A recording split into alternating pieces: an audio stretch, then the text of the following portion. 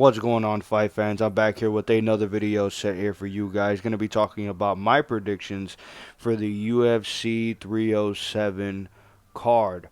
I'm not going to be going through every single fight on this card. I'm just going to be going on the fights that I think, in my opinion, interest me the most, and I think are going to be probably the best fights on this card with the most well-known names. The first fight that I'm going to be talking about is the Roman Dolidze versus Kevin Holland fight, who is pretty much the litmus test. If you're pretty good, then you can beat Kevin Holland, and if you're not pretty good, then you're not gonna beat Kevin Holland. Roman Dolidze is coming off a win, moving up to light heavyweight on short notice, beating Anthony Smith. Okay, I mean, I guess that's. I guess, I guess that's a decent win on his record. But before that, he's coming off the loss to Marvin Vettori and got absolutely obliterated by Nasruddin Amavov. Kevin Holland, he is coming off the loss against JDM and MVP, but he just beat Mikhail Oleksiejczuk, which was a pretty good scrap between those two guys. I'm gonna go with Kevin Holland. Roman Dolidze is pretty strong and has really good grappling, but his stand-up is pretty terrible. I mean, if you beat Anthony Smith, who you look at him now, who's also pretty terrible, and he just barely beat out Anthony Smith, with low kicks and jabs here and there. I mean, I guess. I don't know. I think Kevin Holland is way better on the feet. I think he kind of negates the grappling because he's a pretty good jiu-jitsu grappler himself.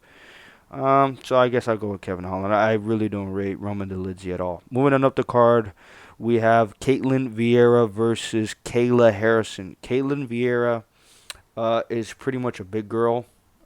She lost to the now champion Raquel Pennington and then beat Kinyanzad. Has pretty been, inactive here and there, but she's a pretty big girl for the weight division. And she's going against Kayla Harrison, who absolutely annihilated Holly Holm, who is, she's a pretty good fighter, but at her age, age is starting to creep in and set for her. She's probably going to need to be able to retire soon. If not, I mean, that money is still coming in regardless. Uh, I mean, she lost to Raquel Pennington, who is pretty terrible and is champion. And I think Kayla Harrison is just going to railroad Caitlin Vieira pretty easily. I know that weight cut is terrible for her, but that grappling and her striking was actually pretty decent. It wasn't the greatest, but her grappling and wrestling is just on another level. Moving on up the card, we have Jose Aldo versus Mario Batista. Jose Aldo coming back from off of retirement from Marab, beating Jonathan Martinez, who's a pretty good fighter, has really good low kicks, against Mario Batista, who's on a 6-fight winning streak, and he just recently beat Ricky Simon, who's a decent name. Not really any good names for Mario Batista that he's beaten his current 6-fight winning streak, but he is on a 6-fight winning streak. Going against Jose Aldo, I don't rate Mario Batista. I think Mario Batista is pretty okay. He's decent. But against Jose Aldo, not really worrying about any takedowns or grappling really much. I think if this stays on the feet, it's pretty much going to be similar to what it was with Jonathan Martinez. Jose Aldo's boxing looks really, really good. Checking, of course, kicks really, really good. And his takedown defense is tremendous. I think Jose Aldo is going to get a pretty easy decision, maybe a knockout, especially with his recent revival with his boxing in his hands. Jose Aldo looks pretty good, especially at his age. Moving on up the card, we have Stephen Wonderboy Thompson versus Joaquin Buckley. Joaquin Buckley is on a 4-fight winning streak. Just came up the win against Ruzabiev in the co-main that recently just got put on to that card. Wasn't on the card, and then he just recently just got added to it.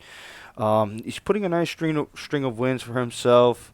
And Stephen Thompson is coming off the loss against Shavkat Rakhmonov, trying to be able to get his name back into title contention. He's another fighter in older age, but his karate stance and his stand-up is insane. If this stays on the feet, Stephen Wonderboy Thompson has a clear advantage and a clear he just levels just another tier of stand-up striker compared to Joaquin Buckley. If Joaquin Buckley is smart and not stupid like Kevin Holland and doesn't stay on the feet the entire time, even though he does have the power advantage, in my opinion, mix in the grappling, mix in the takedowns, make it nasty, make it grindy for Wonder Boy, and make him tire out. Wonder Boy, I think, is going to be really focused on his takedown defense this time. To really, I mean, he was in a training camp against, one of the best wrestlers in the welterweight division for Shavkat. I'm gonna go Joaquin Buckley, younger fighter, on a 4-fight win streak, really trying to stamp his name in this division. He gets a really good name in Stephen Wonderboy Thompson on his record and resume to really shoot his name and his status up the rankings. I think it would definitely benefit him more for Stephen Wonderboy Thompson. I mean, if he gets the win, I mean, he's going to be looking for another striker or another fighter that is heavy in striking to be able to fight against him and just try to get and reach to the, upper echelon of the welterweight division, which is, with Bilal Muhammad, Shavkat. I mean, if you put him against JDM, I think JDM murders Stephen Wonderboy, even though Wonderboy is tremendous with his stand up. I think the power advantage in boxing of JDM is just on another level. So I think this definitely bodes well for Joaquin Buckley, and he gets that win. Moving on up the card, we have Raquel Pennington versus Juliana Pena. Juliana Pena gets his title chance just the same way as Colby Covington does. I mean, she's been inactive for, like, I want to say 2 years. She was supposed to get that rematch, that trilogy fight, excuse me, against Amanda Nunes. She got injured, so Irina Aldana fills in for her on short notice. Amanda Nunes retires. You don't get the trilogy fight. Of course, she's famous and known for beating Amanda Nunes in that fight that was tremendous in her first one. What a showcasing that she had, but then she got completely obliterated in the rematch between Amanda Nunes. Raquel Pennington is on a 6-fight winning streak. She beat Mayra Bueno Silva for the title. I thought Mayra Bueno Silva was going to beat her in their matchup, but she just had a better gas tank and was better overall. I mean, this division is kind of terrible until Kayla Harrison pretty saves it. I'll go with Juliana Pena. I think that she's a better fighter. Even though she's been super inactive, hopefully she's been working stuff at the gym and got her hands and feet ready.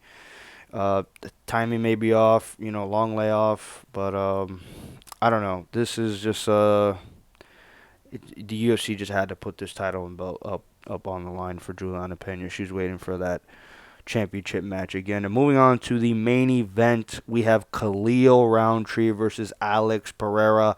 A lot of people are penciling this win in pretty easily for Alex Pereira, but I will say I do think Khalil Roundtree will have some type of success in this fight.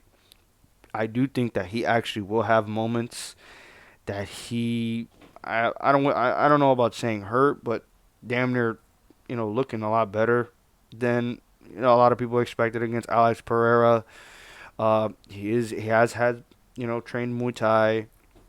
He has a really kickboxing heavy style. Doesn't really grapple. Not really known for takedowns. With that all being said, I think this should be an easy layup for Alex Pereira, despite Khalil Roundtree being on a 5-fight winning streak. He is looking a lot better. Had that nice, impressive KO against Anthony Smith. But Alex Pereira right now is just on another level. This is just another name for him to add on to his legacy and add on to his record and, have another just win in the column for him in the light heavyweight division. He is honestly the best striker or one of the best strikers in the UFC. I mean, his power is on another level. Technique and technically wise, he may not be the most impressive.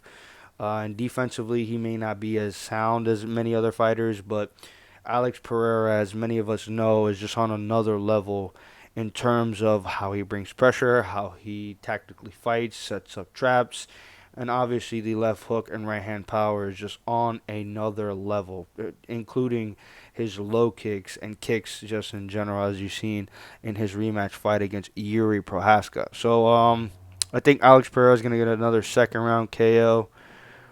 Pretty easy for him.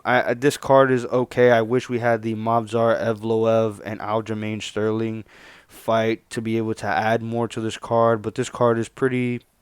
It's all right. It's a decent card. Nothing compared to UFC 308. I can't wait for that card. That card is gonna be insane.